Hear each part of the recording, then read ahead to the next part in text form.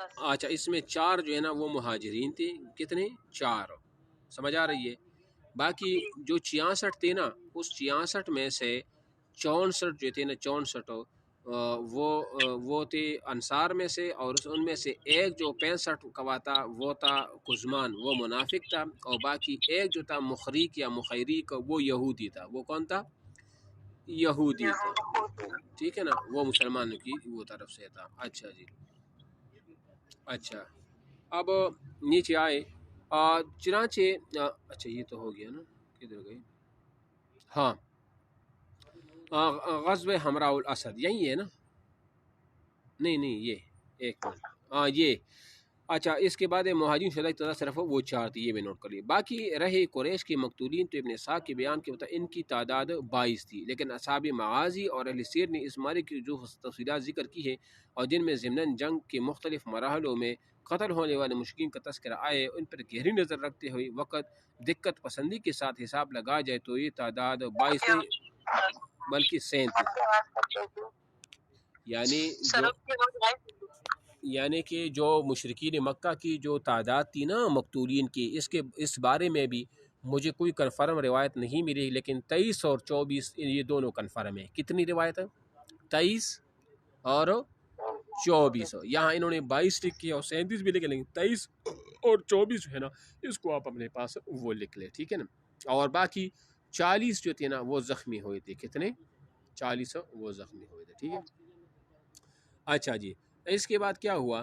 مدینے میں ہنگامی وہ حالت ہے، مدینے میں ہنگامی وہ حالت ہے۔ مسلمان نے مارے احد سے واپس آ کر 7 شوال شمع کی درمیان رات ہنگامی حالت میں گزارے۔ جنگ نے انہیں چور چور وہ کر رکھا تھا، اس کے باوجود وہ رات بھر مدینے کے راستوں اور گزرگاہوں پر پہرا دیتے رہے اور اپنے سپہ سالار اعظم رسول اللہ صلی اللہ علیہ وسلم کی خصوصی حفاظت پر تعینات رہے، کیونکہ انہیں ہر طرف سے خدشات وہ لاحق تھے۔ غزوہ حمراء الاسد، اچھا ایک اور بات بتا دوں آپ کو، یہ جو غزوہ حمراء الاسد ہے نا، یہ کوئی باقاعدہ طور پر غزوہ نہیں ہے، اس کو غزوہ احد کا تتمہ سمجھا جاتا ہے۔ کیا سمجھا جاتا ہے؟ غزوہ احد کا تتمہ، یعنی اسی پر غزوہ احد جو ہے نا اس کا اختتام ہوا تھا۔ بات سمجھ آ رہی ہے آپ کو؟ ہیلو جی سر۔ اچھا جی، تتمہ یعنی اس پر غزوہ احد کمپلیٹ ہوا تھا، تتمہ کا یہ مطلب ہے، ٹھیک ہے نا۔ غزوہ حمراء الاسد، ادھر رسول اللہ صلی اللہ علیہ وسلم نے پوری رات جنگ سے پیدا شدہ صورتحال پر غور کرتے ہوئے گزاری۔ آپ کو اندیشہ تھا کہ اگر مشرکین نے سوچا کہ میدان جنگ میں اپنا پلہ باری رہتے ہوئے ہم نے کوئی فائدہ نہیں اٹھایا، یا تو انہیں یقین ندامت ہوگی اور وہ راستے سے پلٹ کر مدینے پر دوبارہ حملہ کریں گے، اس لیے آپ نے فیصلہ کیا کہ بہرحال مکی لشکر کا تو آپ کو وہ کرنا چاہیے۔ اچھا مجھے آپ میں سے کوئی بتا سکتا ہے کہ ظاہری طور پر تو یہ ہمیں یہ لگتا ہے نا کہ غزوہ احد میں مسلمانوں کو کیا ہوا تھا، یعنی کہ شکست وہ ہوئی تھی، اگر پہلے فتح اور بعد میں شکست ہوئی تھی، لیکن یہ اس کو ہم پھر بھی مشرکین کی شکست تسلیم کرتے ہیں۔ اگر آپ سے کمیشن میں سوال پوچھا جائے کہ غزوہ احد میں مشرکین کو فتح نصیب نہ ہوا، ویسے تو ظاہر لگتا ہے کہ مسلمان شہداء کی تعداد زیادہ تھی، لیکن اس کو ہم کیوں ان کی کامیابی تصور نہیں کرتے؟ آپ کے پاس کوئی ہے وجہ اس طرح؟ کیا جواب ہوگا؟ یعنی میرا سوال یہ ہے اگر کمیشن میں آپ سے سوال، میرا سوال یہ ہے کہ میں کہتا ہوں وہ کمیشن والے آپ سے اس طرح سوال ہے کہ غزوہ احد میں مشرکین مکہ کو کامیابی حاصل نہیں ہوئی تھی، کس وجہ سے؟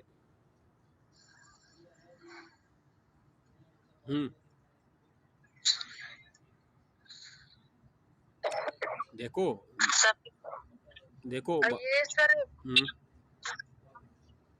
ہاں بولو۔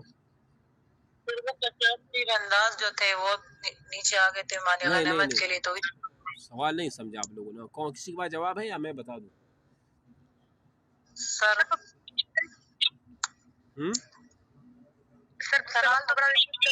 میں سوال یہ ہے، کمیشن والے اکثر یہ سوال کرتے بھی ہیں نا، ہم نے بھی سنا ہے کہ وہ کہتے ہیں کہ ظاہری طور پر تو یہ ہے نا کہ غزوہ احد میں مسلمانوں کو شکست ہوئی، لیکن اصل میں یہ شکست مسلمانوں کو نہیں ہوئی، یہ بھی شکست اصل میں مشرکین مکہ کو ہوئی تھی۔ وہ کون سی وجہ ہے جس کی وجہ سے ہم اس کو فتح سے تعبیر نہیں کرتے کہ مشرکین کو فتح ہوئی ہے؟ ایسی کون سی وجہ ہے؟ اس میں زیادہ تر لوگ جو ہے وہ شہادت، مطلب ان کو شہادت ملی اس وجہ سے نہیں نا، ہاں وجوہات جو میرے خیال میں ہے وہ یہ ہے کہ پہلی وجہ تو یہ تھی کہ مطلب جس طرح جنگ بدر میں کفاروں کو قتل کیا گیا تھا، اس کے مقابلے میں جنگ احد میں اتنا قتل نہیں کیا گیا تھا، شہید نہیں کیا گیا تھا۔ اور دوسری وجہ یہ ہے کہ جو مال تھا وہ مسلمانوں کے ہاتھ میں آ گیا تھا، یعنی کہ وہ خود بھاگ گئے تھے۔ جو مشرکین تھے اس کے پیچھے جو مسلمان بھاگے تھے، ان کا تعاقب کیا تھا تو وہاں پہ مشرکین بھاگ گئے تھے اس میدان کو چھوڑ کے، میدان میں آخر مسلمان ہی رہے تھے۔ چلو یہ بھی ہے، ویسے ٹھیک ہے، چلو آپ نے کچھ، لیکن اصل پتہ کیا ہے، اصل اس کا جواب یہ ہے نا کہ مشرکین تو یہ ارادہ کر کے آئے تھے کہ ہم معاذ اللہ ہم تو نبی السلام کو بھی قتل کریں گے، ٹھیک ہے نا، سمجھ آ رہی میری بات ہے؟ وہ اس میں ایک تو اس میں بھی ناکام ہوئی، ابو بکر کے قتل میں ناکام، عمر کے قتل میں ناکام، عثمان علی کے قتل میں ناکام، ایک تو یہ بات، ایک تو ناکامی یہ بھی۔ دوسری بات یہ ہے کہ انہوں نے مسلمانوں کو اتنا نقصان پہنچانے کے باوجود بھی وہ مدینہ پر حملہ آور نہ ہوئے۔ اب بات سمجھ آ رہی ہے آپ کو؟ یعنی ہونا تو یہ چاہیے تھا نا کہ وہ وہاں سے آ کر مسلمان تو چور چور ہو گئے تھے نا، تعداد کم تھی، 70 مسلمان شہید ہوئے، اس طرح زخمی بھی ہوئے وغیرہ وغیرہ، تو اس کے باوجود بھی وہ وہاں سے پلٹ کر جو ہے نا مکہ کی طرف گئی۔ حالانکہ ہونا تو یہ چاہیے تھا نا کہ وہ واپس آ کے مدینہ میں ان کی عورتوں کو قید کر لیتے، غلام بنا لیتے، مدینہ میں آ کے ان کا کام تمام کرتے، لیکن اس کے باوجود بھی ایسا کچھ نہ ہوا۔ وہ اصل جو مقصد تھا وہ تو حاصل نہ ہوا نا، یعنی آپ علیہ السلام بھی زندہ تھے، خلفائے راشدین بھی زندہ تھے، اور بھی بڑی تعداد جو تھی نا وہ زندہ رہے، تو یہ تو کوئی وہ نہیں، جو اس کا اصل مقصد تھا وہ حاصل وہ نہ ہو سکا۔ بات سمجھ آ رہی ہے؟ تو یہ مین، ہاں یہ مین وجہ ہے، ٹھیک ہے نا، اصل مین وجہ وہ یہ ہے۔ تو یہ ہو گئی۔ پھر میرا یہاں پہ ایک دوسرا سوال ہے کہ مطلب میثاق مدینہ میں تو یہ ہوا تھا نا تحریر کے مطلب جو کوئی باہر سے دشمن حملہ کریں گے نا تو مدینہ کے قبائل اور مسلمان یہودی مل کر جو ہے نا مدینہ کا دفاع کریں گے۔